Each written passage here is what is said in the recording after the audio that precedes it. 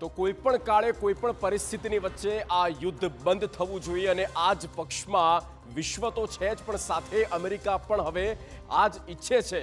ત્યારે ઈરાન દ્વારા અમેરિકા પાસે કેટલીક શરતો રાખવામાં આવી છે।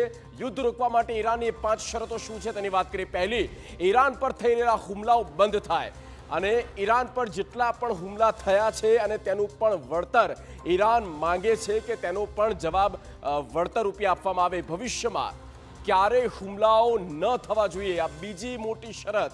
અને એ છે કે ફ્યુચરમાં કોઈ પણ મોટા હુમલા ઈરાન પર ન થવા જોઈએ તેની પણ શ્યોરિટી એશ્યોરન્સ અમેરિકા આપે। યુદ્ધથી થયેલા નુકસાનનું પણ વળતર મળવું જોઈએ, જે પ્રકારે આપણે કહ્યું આ ત્રીજી શરત છે।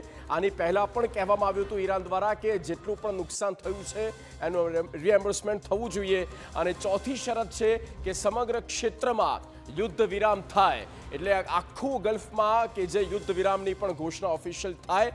હોર્મુઝ ખાડી પર ઈરાનનો હક રહે, આ 5મી મોટી શરત છે। અને ત્યાંથી નીકળતા તમામ જે જહાજ છે તેની પર ઈરાનનું સેન્ક્શન હોવું જરૂરી છે। આ પ્રકારની શરતો જે ઈરાન દ્વારા અમેરિકા પાસે રાખવામાં આવી છે અને અમેરિકા પોતે પણ ઈચ્છે છે કે યુદ્ધ બંધ થવું જોઈએ અને તેને લઈને ઈરાન દ્વારા આ મોટી 5 શરત। તો છેલ્લા 72 કલાકથી ઈરાને ઇઝરાયલમાં ભીષણ કહેર મચાવ્યું છે અને સતત હુમલાઓ થઈ રહ્યા છે।